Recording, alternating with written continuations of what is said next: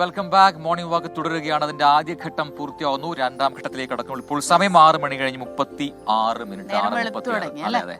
അപ്പോ എന്താണ് ഈ സ്ഥലം എന്താണെന്ന് ഇപ്പോൾ പ്രേക്ഷകർക്ക് കുറച്ചുകൂടെ ക്ലിയർ ആയിട്ട് മനസ്സിലാവുന്നുണ്ടാവും. ഇപ്പോൾ തൃപ്പൂണിത്തുറയ്ക്ക് അടുത്തുള്ള കോടംകുളം എന്ന് പറയുന്ന ഒരു സ്ഥലമാണ്. ഇവിടെയുള്ള ALRA വാക്ക്വേയിലാണ് നമ്മുടെ എത്തുന്ന മോർണിംഗ് വാക്ക് ഉള്ളത്. ഒരുപാട് പേർ നമുക്ക് പിന്നിൽ കാണുന്ന ഈ ചിറയ്ക്ക് ചുറ്റുമുള്ള ഈ വാക്ക്വേയിൽ നടക്കാൻ എത്തിയിട്ടുണ്ട്. ഇപ്പോഴും ആക്റ്റീവാണ് ഇവിടെ. വളരെ പിറകിലായിട്ട് അപ്പുറത്തെ കരയിൽ ഈ ഒരു വോളിബോൾ കോട്ടൊക്കെ ഉണ്ട്. അവിടെ പ്രാക്ടീസ് ചെയ്യുന്ന ആൾക്കാരൊക്കെ നമുക്ക് കാണാം. എരൂർ വെണ്ണല റൂട്ടിൽ വന്നിട്ട് തൃപ്പൂണിത്തുറയുടെ അടുത്ത് എത്തുമ്പോൾ അതിന്റെ സൈഡിലാണ് ഈ സ്ഥലം ഉള്ളത്. ശരിക്കും ഇവിടുത്തെ ആളുകൾ മാത്രമല്ല, സ്കൂട്ടറിലൊക്കെ വന്ന് കാറിലൊക്കെ വന്നിട്ട് ഒരുപാട് പേര് ഇവിടെ നടക്കാൻ ഇറങ്ങിയിട്ടുണ്ട്, ഓടുന്നുണ്ട്. നല്ല രസമുള്ള കാഴ്ചയാണ് ശരിക്കും. നമുക്ക് അടുത്ത വാർത്തയിലേക്ക് പോവാം. ഈ പാതിവില തട്ടിപ്പിൽ മുഖ്യപ്രതി അനന്തു കൃഷ്ണനെ വീണ്ടും കസ്റ്റഡിയിൽ ആവശ്യപ്പെട്ടിട്ടുണ്ട് ക്രൈംബ്രാഞ്ച്. ഇന്ന് കോടതിയിൽ അപേക്ഷ നൽകും എന്നാണ് അറിയാൻ കഴിയുന്നത്. ഈ മാസം 28-ാം തീയതി വരെ ജുഡീഷ്യൽ കസ്റ്റഡിയിൽ വിട്ട പ്രതിയെ കസ്റ്റഡിയിൽ ആവശ്യപ്പെട്ടാണ് ഇപ്പോൾ കോടതിയെ സമീപിക്കാൻ ക്രൈംബ്രാഞ്ച് പോകുന്നത്. നിർണായക വിവരങ്ങൾ ഇനിയും ലഭിക്കേണ്ടതുണ്ട് എന്ന് അന്വേഷണ സംഘം കോടതിയെ അറിയിക്കുമെന്നാണ് മനസ്സിലാക്കാൻ കഴിയുന്നത്. YS അഭിനന്ദാണ് ചേരുന്നത് വിവരങ്ങളുമായി. Abhinand, good morning. അഭിനന്ദ്, ഈ ക്രൈംബ്രാഞ്ച് നമുക്കറിയാം ഈ ഒരു കേസിൽ എത്ര തവണ ചോദ്യം ചെയ്താലും ഇനിയും ചോദ്യങ്ങൾ ബാക്കിയാകും. അപ്പൊ അതുകൊണ്ട് തന്നെ വീണ്ടും കസ്റ്റഡിയിൽ വാങ്ങാൻ ഒരുങ്ങുകയാണ് ക്രൈംബ്രാഞ്ച്. എന്തെല്ലാം കാര്യങ്ങളാണ് ഇവർ നിരത്തുന്നത്? ഈ കസ്റ്റഡി അപേക്ഷയിൽ എന്തെല്ലാം കാര്യങ്ങൾ ആവശ്യപ്പെടുന്നുണ്ട്? Good morning Smitha and Prajin. ഈ അനന്തു കൃഷ്ണനെ ക്രൈംബ്രാഞ്ച് കസ്റ്റഡിയിൽ 2 ദിവസത്തേക്കായിരുന്നു ഉണ്ടായിരുന്നത്. അതിന് ആ സമയത്തായിരുന്നു സമഗ്രമായ ഒരു അന്വേഷണത്തിലേക്ക് ക്രൈംബ്രാഞ്ച് കടന്നത്. വിശദമായി തന്നെ ചോദ്യം ചെയ്യുകയും ചെയ്തിരുന്നു. കടവന്ത്രയിലെ സോഷ്യൽ ബി വെഞ്ചേഴ്സ് എന്ന പ്രധാനപ്പെട്ട ഓഫീസ് കേന്ദ്രീകരിച്ചായിരുന്നു അന്വേഷണം നടത്തിയിരിക്കുന്നത്. ആ ഓഫീസിലായിരുന്നു പ്രധാനമായിട്ടുള്ള സാമ്പത്തിക ഇടപാടുകളൊക്കെ നടത്തുന്നതും പണമിടപാടുകൾ ഉന്നത നേതാക്കളുമായി നടന്നതെന്ന് കണ്ടെത്തിയതിൻ്റെ പശ്ചാത്തലത്തിലായിരുന്നു ക്രൈംബ്രാഞ്ച് അവിടെ അന്വേഷണം നടത്തിയത്. സമാന്തരമായ ED അന്വേഷണം 12 ഓഫീസുകൾ അവിടെ നടന്നപ്പോഴും സോഷ്യൽ ബി വെഞ്ചേഴ്സ് കേന്ദ്രീകരിച്ച് അന്വേഷണം നടത്തിയത് ക്രൈംബ്രാഞ്ച് ആയിരുന്നു. ഇതിന് പിന്നാലെയാണ് ഇപ്പോൾ കൂടുതൽ ദിവസങ്ങളിലേക്ക് കൂടി കസ്റ്റഡിയിലേക്ക് ആവശ്യപ്പെടാനുള്ള ക്രൈംബ്രാഞ്ചിന്റെ തീരുമാനം. ഇതുമായി ബന്ധപ്പെട്ട അപേക്ഷ മൂവാറ്റുപുഴ കോടതിയിൽ സമർപ്പിക്കാനാണ് ഇപ്പോൾ ക്രൈംബ്രാഞ്ച് തീരുമാനം എടുത്തിരിക്കുന്നത്. വിശദമായി തന്നെ ചോദ്യം ചെയ്യേണ്ടതുണ്ട്.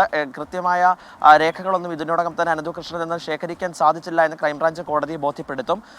ചോദ്യം ചെയ്യലൊന്നും തന്നെ ക്രൈംബ്രാഞ്ചിനോട് ആവശ്യപ്പെടുന്നത് മണി ചെയിൻ മോഡൽ തന്നെ തട്ടിപ്പ് നടത്തുവാനായിരുന്നു തന്റെ പ്ലാൻ എന്നായിരുന്നു ക്രൈംബ്രാഞ്ചിനോട് കഴിഞ്ഞ ദിവസം അനന്തു കൃഷ്ണൻ പറഞ്ഞത്. എന്തായാലും ഒരു കുറേയധികം ആളുകളെ വിശ്വാസത്തിലെടുത്തുകൊണ്ട് താൻ നടത്തിയ തട്ടിപ്പ് എന്ന് തന്നെ ക്രൈംബ്രാഞ്ചിനോട് സമ്മതിക്കുകയും ചെയ്തിരുന്നു. അതിൻ്റെയൊക്കെ പശ്ചാത്തലത്തിലാണ് കൂടുതൽ ദിവസം ഇനി ആവശ്യമുന്നയിച്ചുകൊണ്ട് മൂവാറ്റുപുഴ കോടതിയെ സമീപിക്കാനുള്ള തീരുമാനം. 28-ാം തീയതി വരെ അനന്തു കൃഷ്ണൻ ജുഡീഷ്യൽ കസ്റ്റഡിയിലായിരിക്കും ഉണ്ടാവുക.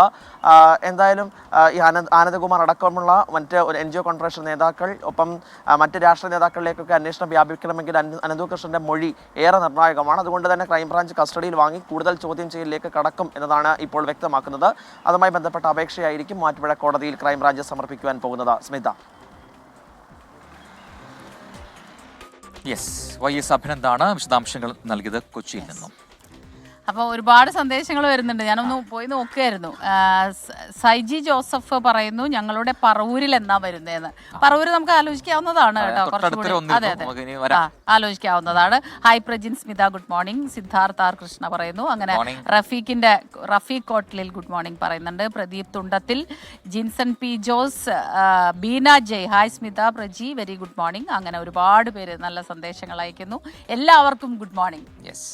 അടുത്ത വാർത്തയിലേക്ക് പോകാം പെട്ടെന്ന്. ഇടുക്കി മാട്ടുപ്പെട്ടിയിൽ ഇന്നലൊരു അപകടമുണ്ടായിരുന്നു. 3 പേരുടെ മരണത്തിനിടയാക്കിയ ആ ബസ് അപകടത്തിൽ ഡ്രൈവർക്കെതിരെ പോലീസ് കേസെടുത്തിട്ടുണ്ട്.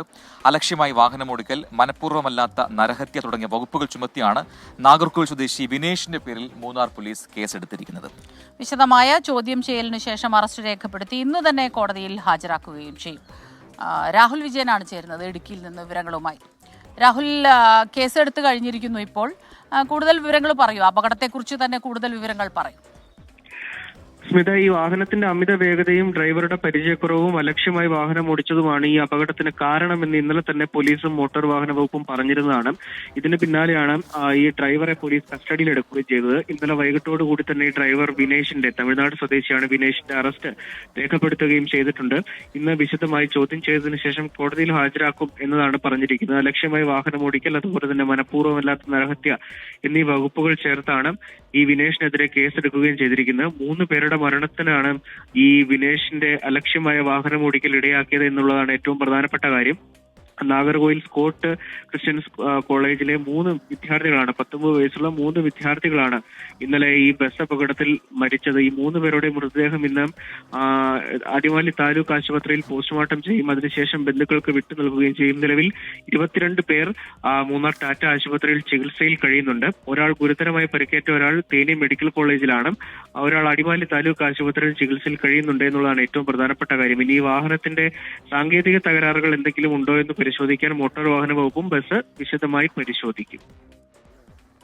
അവസാന ഘട്ടത്തിലേക്ക് അടുക്കുകയാണ് മോർണിംഗ് വാക്ക്. അപ്പോ ഒരു പ്രധാനപ്പെട്ട വാർത്ത നമുക്ക് നൽകാനുണ്ട്. ഞാനും അത് നോക്കായിരുന്നു. പ്രജന പരുന്തിനല്ലേ നോക്കിയത്? തൊട്ടടുത്തൊരു പരുന്ത് വന്നിരിക്കുന്നുണ്ടായിരുന്നു. തൊട്ടടുത്ത് നമ്മളത് എടുത്തിട്ടുണ്ട്. കഴിഞ്ഞ ദിവസം കാസർഗോഡ് നിന്ന് ഒരു വാർത്ത വന്നിട്ടുണ്ടായിരുന്നില്ലേ? ചേച്ചി കവിത പാടി കൊടുക്കുന്നുണ്ടായിരുന്നു. തിരിച്ചിങ്ങോട്ടും പാടി സംസാരിച്ചു ഞങ്ങളുടെ അടുത്ത്. ശ്രീകൃഷ്ണ പരുന്ത് ഉപദ്രവിച്ചു എന്നൊക്കെ പറഞ്ഞിട്ടൊരു വാർത്ത ഉണ്ടായിരുന്നു. ഞങ്ങൾ ചെറിയ പേടിയോട് കൂടിയാ നോക്കിയാൽ, പക്ഷെ കുഴപ്പമൊന്നും ഉണ്ടായിരുന്നില്ല. പെട്ടെന്ന് അടുത്ത വാർത്തയിലേക്ക് പോകാം നമുക്ക്. കോഴിക്കോട് കൊടുവള്ളിയിൽ യുവാവിനെ തട്ടിക്കൊണ്ടുപോയി മർദ്ദിച്ച സംഭവത്തിൽ കേസെടുത്തിരിക്കുന്ന പോലീസ്. 10 പേർക്കെതിരെയാണ് കൊടുവള്ളി പോലീസ് കേസെടുത്തത്. മർദ്ദനമേറ്റ ഷബീർ അലിയുടെ പരാതിയുടെ അടിസ്ഥാനത്തിലാണ് ഈ പോലീസ് നടപടി. മിഥില ബാലനാണ് ചേരുന്നത് കോഴിക്കോട് നിന്ന് വിവരങ്ങളുമായി. മിഥില, പറയൂ, എന്തെല്ലാം വിവരങ്ങളുണ്ട്?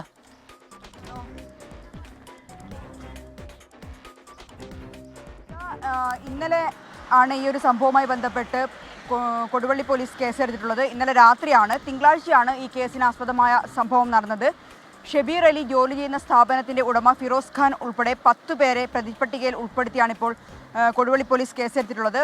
ഈ സംഭവം എന്നത് പരാതിയിൽ പറയുന്നത് ഭക്ഷണം കഴിക്കാൻ എന്ന് പറഞ്ഞ് ഉടമസ്ഥൻ ഫിറോസ് ഖാൻ കാറിൽ കയറ്റിക്കൊണ്ടുപോകുന്നു, പിന്നീട് 3 ഇടങ്ങളിൽ എത്തിച്ച് അതിക്രൂരമായി മർദ്ദിച്ചു എന്ന് പരാതിയിലുണ്ട്. മാത്രമല്ല, നഗ്നനായി കുറേ സമയം നിർത്തി ഈ മുഖത്തുള്ള മുറിവിൽ മുളക് വെച്ചു തുടങ്ങിയ ഗുരുതര ആരോപണം അല്ലെങ്കിൽ ഗുരുതര മർദ്ദനത്തിന്റെ വിവരങ്ങളാണ് പറഞ്ഞിട്ടുള്ളത്. പോലീസ് കൃത്യമായി നടപടിയെടുക്കുന്നില്ല എന്ന ഒരു ആക്ഷേപവും ഈ കുടുംബം മുന്നോട്ട് വെച്ചിട്ടുണ്ടായിരുന്നു. എന്നാൽ ഇന്നലെ ഇതുമായി ബന്ധപ്പെട്ട് പരാതി ലഭിച്ചതുമായി ബന്ധപ്പെട്ട് പോലീസുമായി സംസാരിച്ചപ്പോൾ പറഞ്ഞത് ഇതുമായി പരാതി ലഭിച്ചു, വിശദമായി ഒന്ന് അന്വേഷിക്കുകയാണ്, അതിനുശേഷം മാത്രമേ കേസെടുക്കുകയുള്ളൂ എന്നാണ് അറിയിച്ചിട്ടുണ്ടായിരുന്നത്. എന്നാൽ ഇന്നലെ അർദ്ധരാത്രിയോടെ കേസ് രജിസ്റ്റർ ചെയ്യുകയായിരുന്നു. നിലവിൽ 6ഓളം വകുപ്പുകൾ, തട്ടിക്കൊണ്ടുപോയി മർദ്ദിച്ചതുൾപ്പെടെ 6ഓളം വകുപ്പുകൾ ചേർത്താണിപ്പോൾ കേസെടുത്തിട്ടുള്ളത്. സ്മിത, ഇന്നലെ വന്ന വാർത്ത അധ്യാപികയുടെ ആത്മഹത്യയൊക്കെ തന്നെയാണെങ്കിലും എന്തുകൊണ്ട് ഇവരെ ഒന്നും കേൾക്കാൻ തയ്യാറാകുന്നില്ല എന്നുള്ള കാര്യത്തിൽ നമുക്ക് വലിയ ദുഃഖം തോന്നും. ഒടുവിൽ ആത്മഹത്യ ചെയ്യേണ്ടി വരുന്ന ഒരവസ്ഥ, ഒരു ജീവൻ അങ്ങ് പൊലിഞ്ഞു പോവുകയാണ്. അച്ഛൻ്റെയൊക്കെ വാക്കുകൾ കേട്ടാൽ നമുക്ക് വല്ലാതെ സങ്കടം വരും. നമുക്ക് അതുമായി ബന്ധപ്പെട്ടൊരു സ്പെഷ്യൽ റിപ്പോർട്ടിലേക്ക് പോകാം. എന്തായാലും കോടഞ്ചേരിയിലെ അധ്യാപികയുടെ ആത്മഹത്യയ്ക്ക് കാരണം 5 വർഷമായി ശമ്പളം ലഭിക്കാത്തതാണ് എന്ന് പിതാവ് ബെന്നി 24നോട് പറയുന്നുണ്ട്. ബന്ധപ്പെട്ടവർ അനുകൂല നടപടി സ്വീകരിച്ചിരുന്നെങ്കിൽ മകൾ ഈ കടുങ്കൈ ചെയ്യില്ലായിരുന്നു എന്നാണ് പിതാവ് സങ്കടത്തോടെ പറയുന്നത്. അധ്യാപികയുടെ പോസ്റ്റ്മോർട്ടം ഇന്ന്. Kodanchery saint Joseph LP school അധ്യാപിക കട്ടിപ്പാറ സ്വദേശിനി അലീന ബെന്നിയുടെ മരണവുമായി ബന്ധപ്പെട്ട് ഗുരുതര ആരോപണമാണ് പിതാവ് ബെന്നി ഉന്നയിക്കുന്നത്. 4 വർഷം കട്ടിപ്പാറ ഹോളി ഫാമിലി LP സ്കൂളിലും 1 വർഷം സെന്റ് ജോസഫ് സ്കൂളിലും ജോലി ചെയ്തതിന് 1 രൂപ പോലും ശമ്പളം ലഭിച്ചിട്ടില്ലെന്നും അതിന്റെ മനോവിഷമത്തിലാണ് അലീന ആത്മഹത്യ ചെയ്തതെന്നും ബെന്നി. അവരുടെ ഭാഗത്ത് വീഴ്ചയില്ല എന്ന് വിശദീകരിച്ചാൽ വീഴ്ച ഉണ്ടായത് വേണമെങ്കിൽ രേഖാമൂലം ഞാൻ തരാം. പക്ഷേ ഞാനൊരു പ്രതികാരത്തിനും അവരോടില്ല. കാരണം അവർ ശക്തരാണ്. ഒരുപാട് നിയമനങ്ങൾ നടന്നിട്ടുണ്ട്, പക്ഷെ നമ്മളെന്ന് പരിഗണിക്കുകയൊന്നും ചെയ്തിട്ടില്ല. എന്നാൽ മാനേജ്മെന്റിന് തെറ്റുപറ്റിയിട്ടില്ലെന്നും സർക്കാരിന്റെ അലംഭാവമാണ് ആത്മഹത്യയ്ക്ക് ഇടയാക്കിയതെന്നുമാണ് കാത്തലിക് ടീച്ചേഴ്സ് ഗിൽഡ് മലബാർ മേഖലാ കമ്മിറ്റിയുടെ വിശദീകരണം. അലീനയ്ക്ക് നൽകിയത് സ്ഥിരം നിയമനമാണെന്നും വാർത്താക്കുറിപ്പിൽ പറയുന്നു. വിശദീകരണം തള്ളിയ ബെന്നി മാനേജ്മെന്റിന്റെ വീഴ്ചയ്ക്ക് തന്റെ പക്കൽ തെളിവുകളുണ്ടെന്നും പുറത്തുവിടുമെന്നും പറഞ്ഞു. സംഭവത്തിൽ താമരശ്ശേരി പോലീസ് അസ്വാഭാവിക മരണത്തിന് കേസെടുത്തിട്ടുണ്ട്. അലീനയുടെ മൃതദേഹം കോഴിക്കോട് മെഡിക്കൽ കോളേജിൽ സൂക്ഷിച്ചിരിക്കുകയാണ്. 24 കോഴിക്കോട്. അപ്പോൾ അലീന ബെന്നിയുടെ കഥ അത് ഒരൊറ്റപ്പെട്ട സംഭവമല്ല. അത്തരം ഒരുപാട് ഈ നീതി നിഷേധിക്കുന്ന വിഷയങ്ങൾ ഉയർന്നു വരുന്നുണ്ട്. ആരാണ് ഇതിന് ഉത്തരം പറയുക എന്നതാണ് നമുക്ക്. ചിലപ്പോഴൊക്കെ ചില ടീച്ചേഴ്സ് നമ്മളെ വിളിക്കും, നമ്മുടെ പേഴ്സണൽ നമ്പറിൽ വിളിച്ചിട്ട് ഇത് കൊടുക്കാൻ പറ്റുമോ, ഞങ്ങൾക്ക് ഇങ്ങനെ ശമ്പളം കിട്ടുന്നില്ല, കുറേ വർഷങ്ങളായി, ഞങ്ങൾക്ക് ശേഷം വന്നവർക്കൊക്കെ ഞങ്ങളെക്കാൾ ശമ്പളവും അതൊക്കെ കൊടുക്കുന്നു. പക്ഷെ എന്താ പ്രോബ്ലം എന്ന് വെച്ചാൽ അവർക്ക് ക്യാമറയ്ക്ക് മുൻപിൽ ഇത് പറയാൻ ഭയമാണ്. കാരണം പറഞ്ഞാൽ ഉള്ളത് കൂടി ഇല്ലാതെ ആകുമോ എന്നുള്ള ഭയം. അങ്ങനെ ഒരുപാട് പേരുണ്ട്. അപ്പം ഇക്കാര്യത്തിലൊക്കെ കൃത്യമായ അന്വേഷണങ്ങൾ നടക്കണം. ഒരു ജീവൻ പൊലിഞ്ഞു പോകുമ്പോഴെങ്കിലും ഇനി ഒന്ന് അങ്ങനെ ഉണ്ടാകരുത് എന്നുള്ളൊരു തീരുമാനം തീരുമാനത്തിൽ എത്തണമെന്നാണ് നമുക്ക് പറയാനുള്ളത് അല്ലേ? പല രീതിയിൽ പല കോണുകളിൽ ഇങ്ങനെ നീതി നിഷേധിക്കപ്പെടുന്നവരുണ്ട്.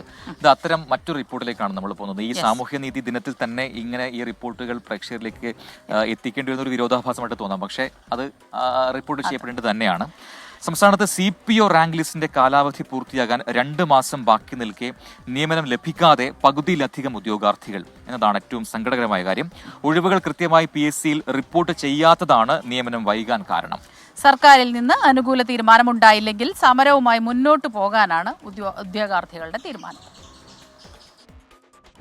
2024 ഏപ്രിൽ 15-നാണ് 6647 പേരെ ഉൾപ്പെടുത്തിയുള്ള റാങ്ക് ലിസ്റ്റ് പ്രസിദ്ധീകരിച്ചത്. നിയമന ശുപാർശ നൽകിയതാകട്ടെ 1836 പേർക്ക് മാത്രം. KAP 1, 2, 3, 4, 5, SAP, MAP എന്നിങ്ങനെ 7 ബറ്റാലിയനിലേക്കുള്ള റാങ്ക് ലിസ്റ്റിന്റെ കാലാവധി പൂർത്തിയാകാൻ 2.5 മാസം മാത്രം ബാക്കി. എന്നാൽ 27% നിയമനം മാത്രം നടന്നതിലുള്ള ആശങ്കയിലാണ് ഉദ്യോഗാർത്ഥികൾ. ആകെ ഇപ്പോൾ 2000 ഒഴിവുകൾ പോലും കിട്ടിയിട്ടില്ല. ഇനി ഏകദേശം ഞങ്ങളുടെ ഇനിയും ഒരു 4000 പുറത്താണ് ലിസ്റ്റിലുള്ളത്. 4000 പേരെങ്കിലും പുറത്താണ്. ഇത് ഞങ്ങളുടെ 7 ബറ്റാലിയനായിട്ട് ഏകദേശം ഏറ്റവും വലിയ കട്ട് ഓഫിലാണ് ഈ ലിസ്റ്റ് വന്നത്. റാങ്ക് പട്ടിക ഏപ്രിൽ പ്രസിദ്ധീകരിച്ചിട്ടും ഒഴിവുകൾ PSCക്ക് റിപ്പോർട്ട് ചെയ്തത് ഒക്ടോബറിൽ. നിയമനം ലഭിച്ച ഉദ്യോഗാർത്ഥികൾ ജോലിയിൽ പ്രവേശിച്ചത് ജനുവരിയിലും. 2023 പ്രസിദ്ധീകരിച്ച പട്ടികയിൽ 13,975 പേരെ ഉൾപ്പെടുത്തിയിട്ട് 32% പേർക്ക് മാത്രം ജോലി നൽകിയതിനെതിരെ സെക്രട്ടേറിയറ്റ് പടിക്കലിലെ ഉദ്യോഗാർത്ഥികളുടെ സമരം വലിയ ജനശ്രദ്ധ നേടിയിരുന്നു. പട്ടികയുടെ കാലാവധി നീട്ടാൻ സർക്കാർ ഇതുവരെയും തയ്യാറാകുന്നില്ല. കേവലം മാസങ്ങൾ മാത്രം ബാക്കി നിൽക്കുമ്പോഴും സർക്കാരിൽ പ്രതീക്ഷ അർപ്പിക്കുകയാണ് ഉദ്യോഗാർത്ഥികൾ. ബഹുമാനപ്പെട്ട മുഖ്യമന്ത്രിയിലും സർക്കാരിലും ഞങ്ങൾക്ക് പൂർണ്ണ വിശ്വാസമുണ്ട്. അപ്പോൾ എത്രയും പെട്ടെന്ന് തന്നെ ഞങ്ങളുടെ KCP ട്രാൻസ്ഫർ, പിന്നെ അതുപോലെ ഒരു പോക്സോൻ്റെ ഫയല് ഫിനാൻസിൽ നിന്ന് പാസ്സായിട്ട് ബഹുമാനപ്പെട്ട മുഖ്യമന്ത്രിയിലുണ്ട്. അതും എത്രയും പെട്ടെന്ന് പാസ്സാക്കി അതൊരു വേക്കൻസി ആക്കി ഞങ്ങൾക്ക് തന്നിട്ടുണ്ടെങ്കിൽ ഞങ്ങൾക്ക് അത്രയ്ക്കും ഇതാണ്. സർക്കാരിൽ നിന്ന് അനുകൂലമായ നടപടിയില്ലെങ്കിൽ പ്രതിഷേധം സംഘടിപ്പിക്കാനാണ് ഉദ്യോഗാർത്ഥികളുടെ തീരുമാനം. 24 കൊച്ചി. നമ്മളുള്ള ഈ കോടംകുളം ALRA വാക്ക്വേയിൽ നിന്ന് നമ്മളൊന്നും തെന്നി മാറി താഴേക്ക് ഈ കുളത്തിന്റെ അടുത്തേക്ക് ചിറയുടെ അടുത്തേക്ക് വന്നിട്ടുണ്ട്. അപ്പോൾ ഇവിടെ ഈ പറയുന്ന പോലെ 5 മണി തൊട്ട് വളരെ ആക്റ്റീവായിട്ട് ഉള്ള ഒരു വാക്ക്വേ ആണ്. ഇവിടെ ഒരുപാട് പേര് നടക്കാനും ഓടാനൊക്കെ ഉണ്ട്. അപ്പൊ അവരോടൊക്കെ സംസാരിക്കുകയായിരുന്നു ഈ ബ്രേക്ക് പോയ സമയത്തൊക്കെ. പടിപടിയായി കയറി വന്നുകൊണ്ടിരിക്കുകയാണ്. ജീവിതത്തിലെ പടികളും ഇങ്ങനെ കയറാൻ പറ്റും. നല്ലതാ. അപ്പൊ അടുത്ത റിപ്പോർട്ടിലേക്ക് പോകാം. മഞ്ഞപ്പിത്തത്തെ തുടർന്ന് കരൾ രോഗം ബാധിച്ച് ഗുരുതരാവസ്ഥയിലായ 61കാരി സുമനസ്സുകളുടെ സഹായം തേടുകയാണ്. അവിവാഹിതയായ കായംകുളം തെക്കേ മങ്കുഴി പന്തപ്ലാവിൻ തറയിൽ ശാന്തമ്മയാണ് സഹായം തേടുന്നത്. സഹോദരിയുടെ മകൾ ധനലക്ഷ്മിക്കൊപ്പമാണ് ശാന്തമ്മ താമസിക്കുന്നത്.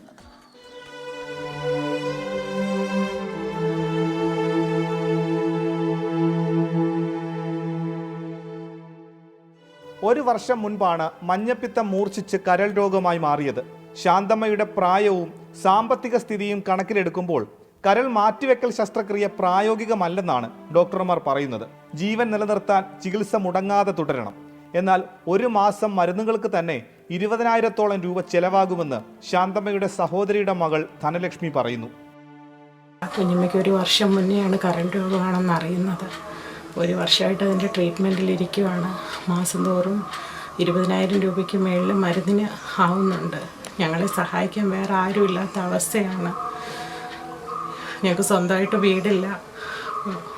കുഞ്ഞമ്മയുടെ ചികിത്സയ്ക്ക് വേണ്ടിയിട്ട് എല്ലാവരും ഞങ്ങളെ സഹായിക്കണം.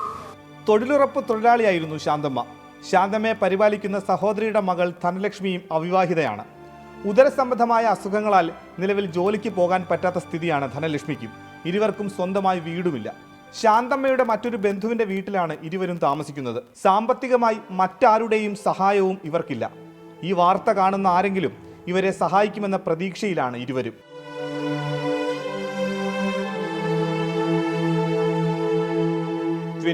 ആലപ്പുഴ. യെസ്, അപ്പോൾ സുമനസ്സുകൾ ആ റിപ്പോർട്ട് എന്താണെന്ന് മനസ്സിലാക്കിയിട്ടുണ്ട്. പറ്റാവുന്നവർ സഹായിക്കുക എന്നതാണ് നമുക്ക് പറയാനുള്ളത്. അതെ, നമ്മൾ ഈ വെറുതെ അനാവശ്യമായിട്ടൊക്കെ ആഡംബരങ്ങൾക്ക് വേണ്ടി പാഴാക്കി കളയുന്ന കുറച്ച് പൈസ മാറ്റി വെച്ചാൽ ശാന്തമ്മ ചേച്ചിയുടെ കാര്യം നമുക്ക് എന്തെങ്കിലും ചെയ്യാൻ പറ്റും. അടുത്ത റിപ്പോർട്ടിലേക്ക് വളരെ പെട്ടെന്ന് പോകുന്നു. കൊല്ലം സംസ്ഥാന സമ്മേളനത്തിൽ അവതരിപ്പിക്കേണ്ട രാഷ്ട്രീയ സംഘടനാ റിപ്പോർട്ടിന് CPIM സംസ്ഥാന സമിതി ഇന്ന് അംഗീകാരം നൽകും. സംസ്ഥാന സെക്രട്ടേറിയറ്റ് തയ്യാറാക്കിയ കരട് റിപ്പോർട്ട് സംസ്ഥാന സമിതിയിൽ അവതരിപ്പിക്കും. ചർച്ചയ്ക്കും കൂട്ടിച്ചേർക്കലുകൾക്കും ശേഷമാകും റിപ്പോർട്ട് അന്തിമമാക്കുക. സംഘടനാ റിപ്പോർട്ടിനൊപ്പം തന്നെ പുതുക്കിയ നവകേരള വികസന രേഖയും സമ്മേളനത്തിലുണ്ടാകും. എറണാകുളം സംസ്ഥാന സമ്മേളനത്തിലാണ് നവകേരള വികസന രേഖ CPIM അവതരിപ്പിച്ചത്. അടുത്ത മാസം 5-ന് കൊല്ലം ആശ്രാമം മൈതാനത്ത് CPIM സംസ്ഥാന സമ്മേളനത്തിന് പതാക ഉയരും. 6-ന് പ്രതിനിധി സമ്മേളനം തുടങ്ങും. ഇതുമായി ബന്ധപ്പെട്ട ഒരു അനുബന്ധ റിപ്പോർട്ടിലേക്ക് വളരെ പെട്ടെന്ന് പോകാം അല്ലേ? ഈ സംസ്ഥാന സമ്മേളനത്തിന്റെ, അതായത് CPM സംസ്ഥാന സമ്മേളനത്തിന്റെ ഭാഗമായി കൊട്ടാരക്കരയിൽ മാധ്യമ സെമിനാർ സംഘടിപ്പിച്ചിട്ടുണ്ടായിരുന്നു. സിറ്റിസൺ ജേർണലിസത്തിന്റെ കാലത്തും മാധ്യമങ്ങളിൽ കോർപ്പറേറ്റ് അജണ്ട പ്രകടമാകുന്നുവെന്ന് ധനകാര്യമന്ത്രി KN ബാലഗോപാൽ ഈ സെമിനാറിൽ പങ്കെടുത്ത് സംസാരിച്ചു. കോർപ്പറേറ്റുകൾക്കെതിരെ സമരം ചെയ്യാൻ ജനങ്ങൾ ഒന്നിക്കുക മാത്രമാണ് ഏക പോംവഴിയെന്ന് 24 chief editor R Sreekandan Nair പറഞ്ഞു. ഇന്ത്യയിൽ ഏറ്റവും അധികം മാധ്യമങ്ങൾ കേരളത്തിലാണെന്ന് പറഞ്ഞ ധനകാര്യമന്ത്രി KN ബാലഗോപാൽ മാധ്യമരംഗത്തെ കോർപ്പറേറ്റ് വൽക്കരണം അപകടകരമാണെന്നും മാധ്യമ സെമിനാർ ഉദ്ഘാടനം ചെയ്തുകൊണ്ട് പറഞ്ഞു. ജേർണലിസത്തിന്റെ പൊതുവായ സ്വഭാവം പലപ്പോഴും ഒരു കോർപ്പറേറ്റ് അജണ്ട എന്ന് പലപ്പോഴും പറയുന്ന പലപ്പോഴും ഒരു അഭിപ്രായ നിർമ്മിതി തന്നെ അങ്ങനെ വരുന്ന കാര്യങ്ങളുണ്ട്. സമൂഹത്തെ വലിയ തോതിൽ നിയന്ത്രിക്കുന്നത് നമ്മുടെ മാധ്യമങ്ങളാണ്. ആ മാധ്യമങ്ങൾ ശരിയായ തരത്തിലല്ല കാര്യങ്ങൾ പറയുന്നതെങ്കിൽ ഉണ്ടാകുന്ന അപകടമുണ്ട്. ഇതൊക്കെ നമ്മൾ അനുഭവിക്കുന്നതാണ്, ചർച്ച ചെയ്യുന്നതാണ്. കോർപ്പറേറ്റുകൾ കടന്നു കയറാത്ത ഒരു രംഗവുമില്ലെന്ന് പറഞ്ഞ 24 chief editor R Sreekandan Nair corporate വൽക്കരണത്തിനെതിരെ ജാഗ്രത ഉണ്ടാകണമെന്ന് ഓർമ്മിപ്പിച്ചു. ഇന്ത്യൻ മാധ്യമ രംഗത്ത് കോർപ്പറേറ്റ് വൽക്കരണം നടക്കുന്നു. പെർഫെക്റ്റ് കോമ്പറ്റീഷൻ ഇല്ലാതാകുന്നു. കോമ്പറ്റീഷൻ ഇല്ലാത്ത ലോകത്ത് ഞങ്ങളെ പോലെയുള്ള ആളുകൾക്ക് പിടിച്ചു നിൽക്കാൻ കഴിയില്ല. 1 മണിക്കൂറോളം പ്രധാനമന്ത്രി സംസാരിച്ചു ഇതിനെക്കുറിച്ച്. അദ്ദേഹം തിരിച്ചൊരു ചോദ്യം ചോദിച്ചു. നിങ്ങൾ പറയുന്ന ഏതെങ്കിലും ഒരു വലിയ വൻകിട കോർപ്പറേറ്റ് ഒരു ടെലിവിഷൻ ശൃംഖല പണം നിക്ഷേപിച്ച് ടേക്ക് ഓവർ ചെയ്യാൻ തീരുമാനിച്ചാൽ ഒരു ഭരണകൂടത്തിന് എന്ത് ചെയ്യാൻ കഴിയും? ഒരു നിക്ഷേപകന് ഇന്ത്യൻ ഭരണഘടന അനുസരിച്ച് അതിന് സ്വാതന്ത്ര്യമില്ലേ എന്ന് അദ്ദേഹം ചോദിച്ചു നമ്മളോട്. ഈ കോർപ്പറേറ്റ് ലോകത്തിനെതിരെ നിങ്ങൾ ജാഗ്രതയോടെ ഇരിക്കുക. അത് മാധ്യമത്തിൽ മാത്രമല്ല, ഒരുപാട് മേഖലകൾ ഉണ്ടാകുന്ന കോർപ്പറേറ്റ് വൽക്കരണം. വാർത്തകൾ സംരക്ഷണം ചെയ്തതിന്റെ പേരിൽ ഉണ്ടാകുന്ന വ്യക്തി അധിക്ഷേപങ്ങളെയും R ശ്രീകണ്ഠൻ നായർ ചടങ്ങിൽ വിമർശിച്ചു. വാർത്തകളെ നിയന്ത്രിക്കുന്നതിൽ പോലും കോർപ്പറേറ്റുകൾ സ്വാധീനം ചെലുത്തുന്നുണ്ടെന്ന് ME നികേഷ് കുമാർ പറഞ്ഞു. അധികാരം പോലും കോർപ്പറേറ്റുകൾക്ക് പങ്കിടുന്ന കാലത്താണ് നാം ജീവിക്കുന്നതെന്ന് ജനീകം ചീഫ് എഡിറ്റർ രാജാജി മാത്യു തോമസും കൂട്ടിച്ചേർത്തു. ചടങ്ങിൽ മുൻ MLA Ayisha പൊറ്റി, KSFE chairman K Varadarajan, K Rajagopal തുടങ്ങിയവർ പങ്കെടുത്തു. 24 കൊല്ലം. ചന്ദ്രൻചിറയിലിന്റെ ഒരു മെസ്സേജ് വായിക്കട്ടെ. SKN താങ്കളുടെ കൊട്ടാരക്കര മാധ്യമ സെമിനാറിലെ പ്രസംഗം കേട്ടു, ഗംഭീരമായിരുന്നു. പറയേണ്ടതൊക്കെ തുറന്നു പറഞ്ഞു. അഭിനന്ദനങ്ങൾ. ആസുരതകൾക്കെതിരായ പോരാട്ടം തുടരുക. അപ്പോൾ നമ്മൾ ഈ LRA വാക്കുവിൽ ഇവിടെ ഒരുപാട് പൂക്കളുണ്ട്, തൊട്ടിപ്പുറത്ത് കുളമുണ്ട്. ഇതൊക്കെ പണ്ടപ്പോൾ പ്രേക്ഷകർ പൂക്കളും ചെറിയ വെള്ളമൊക്കെ കാണുമ്പോൾ പാട്ടുപാടാൻ തോന്നുന്നില്ലേ? പ്രേക്ഷകരെ ആവശ്യപ്പെടുന്നുണ്ട്. ഒരു നാലൊരു പാടാം. ഓമനേ നീയൊരുമൽ ഭാവഗീതമോ, കാതരേ നീയൊരൻ കിനാവിൻ കാവ്യമോ, സ്നേഹരാഗലോലമോ നിലാവിൻ സാന്ദ്രമോ, മധുപകരുമൊരമൃത തരള ശ്രുതിലയ സുഖലളിത ഗാനമോ, ഓമനേ നീയൊരുമൽ ഭാവഗീതമോ. ഗാനമേള എന്ന ഒരു പഴയ പടത്തിലെ പാട്ടാണ്. രവീന്ദ്രൻ സാറിന്റെ സംഗീതമാണ്. അപ്പോൾ എനിക്ക് ഇഷ്ടപ്പെട്ട ഒരു പാട്ടാണ്. ഈ പ്രഭാതത്തിന് പറ്റിയൊരു പാട്ട് അല്ലേ? നിങ്ങൾക്കും ഇഷ്ടമായിട്ടുണ്ടാവും. നല്ല ഈ പാട്ടുകൾ നമ്മളെ വേറൊരു ലോകത്തേക്ക് കൂട്ടിക്കൊണ്ടു. ഇവിടെ തൊട്ടടുത്ത് തന്നെ ഒരു ഷട്ടിൽ കോർട്ട് ഉണ്ട്. ഇവിടെ ഗംഭീരമായ കളി നടക്കുന്നുണ്ട്. അപ്പോൾ ആ കളി കണ്ടുകൊണ്ട് നമുക്ക് നേരെ സ്പോർട്സ് വാർത്തയിലേക്ക് പോയാലോ? യെസ്. ചാമ്പ്യൻ പോരാട്ടങ്ങൾക്ക് തുടക്കം.